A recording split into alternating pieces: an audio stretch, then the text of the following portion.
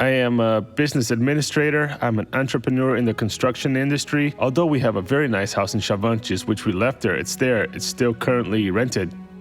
But professionally speaking, the city was not good for me or my children, so we decided to come closer to São Paulo because of the construction industry. I had surgery on my spinal cord, and I almost died. I managed to continue working, to go on with my career, but not in the classroom. At the school, it was total humiliation. I had no rights whatsoever. I couldn't do anything. I couldn't exercise my profession. They wouldn't let me develop a single project. They wouldn't let me do anything. My wife is a teacher, but she didn't receive a normal treatment in the school where she worked.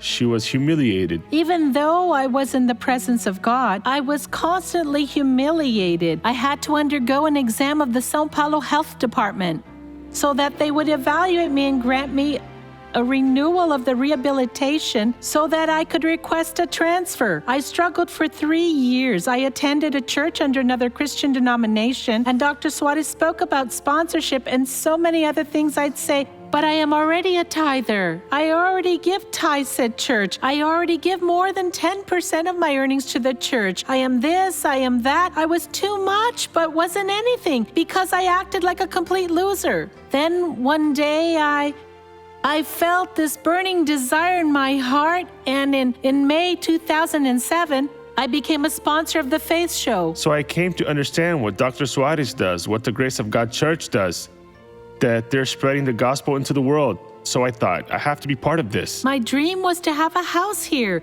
I didn't want to go back, so I thought I'm going to sponsor a house. We had many troubles. We had financial trouble. We were considering selling our house in Chavantes. I sponsored my son, then I started sponsoring my other son, then I started sponsoring my husband, the son of mine, Wellington.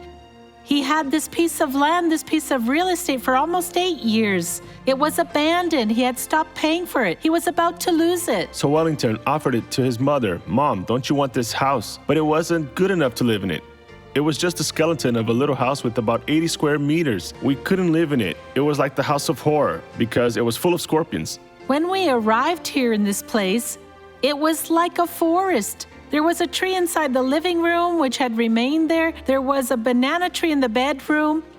And there were scorpions everywhere. 6 months later, we were living in it.